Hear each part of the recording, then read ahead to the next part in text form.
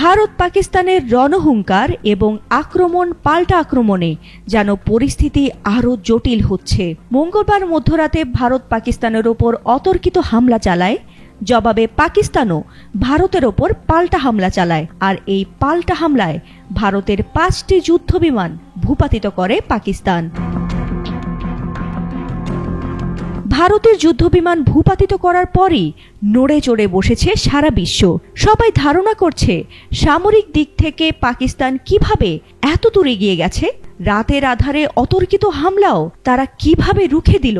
ভারতের 5টি যুদ্ধবিমান ভূপাতিত করার পেছনে রহস্যটি কি? পাকিস্তান ভারতের যে 5টি যুদ্ধবিমান ধ্বংস করে দিয়েছে তার মধ্যে 3টি ছিল অত্যাধুনিক রাফায়েল জেট। আর এ হামলায় পাকিস্তান যে পাল্টা সামরিক প্রতিক্রিয়া জানিয়েছে তাতে চীনের তৈরি J-10C যুদ্ধবিমান গুরুত্বপূর্ণ ভূমিকা পালন করেছে বলে দেশটির সামরিক সূত্র দাবি করেছে। বিশ্লেষকরা বলছেন এই ঘটনায় প্রমাণ মিলেছে পাকিস্তানের বিমান বাহিনী এখন চীনের উন্নত প্রযুক্তির J-10C জেট ব্যবহার করে, যা ভারতের রাফায়েলের মতো 4.5 জেনারেশন যুদ্ধবিমানও মোকাবিলায় সক্ষম। চীনা নির্মিত J-10C হচ্ছে 1 ইঞ্জিন বিশিষ্ট মাল্টিরোল যুদ্ধবিমান, যা অত্যাধুনিক রাডার ও ইলেকট্রনিক ওয়ারফেয়ার সিস্টেমে সজ্জিত। এটি নজরদারি আকাশ থেকে আকাশে ও আকাশ থেকে স্থল হামলার ক্ষমতা রাখে। বিশ্লেষকরা এটিকে ভারত চীন সামরিক প্রযুক্তির প্রতিদ্বন্দ্বিতার প্রকাশ হিসেবেও দেখছেন।